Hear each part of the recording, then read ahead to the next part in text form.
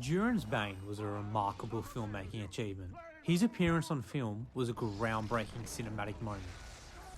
By blending practical and digital techniques to create a terrifying otherworldly creature, WETA Digital's innovative use of CGI brought the Balrog's fiery, shadowy form to life. The Balrog revolutionised how future creatures and monsters were portrayed on screen. The Balrog was always a really difficult creature to visualise and ultimately a very difficult creature to execute in the movie. We had to design a solid Balrog, and we sort of took our lead from John Howe's designs, and we sculpted a maquette of a creature that, you know, looks like a creature with skin. But then we wanted to really not see much of his skin. We wanted to have cracks and like glowing lava beneath the cracks, like he was actually made up of fire or lava. We were going to have to end up doing it CG, and the reason why I was so afraid of that was there's just something about computer-generated fire. You can get the dynamics working correctly, and you can get the stuff flowing nicely, and it all does the right thing, but it doesn't look correct. Instead of taking the path of digitally synthesizing fire, instead we opted for shooting live elements of fire, little explosions, gas, jets, propane, bits and pieces.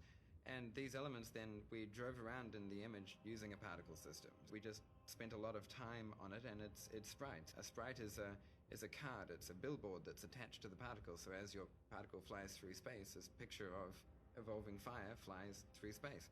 For a particle system, you can apply whatever natural forces that you can devise, wind and gravity and friction and any other dynamic forces. We create particle systems to sculpt simulations of natural phenomena like fire and smoke, and when it would be too complex to animate each individual dot or drop. It was basically shooting fire, creating this fire, sticking it onto these particles, and then these particles decided how these flames would kind of snake around and move based on where it was going.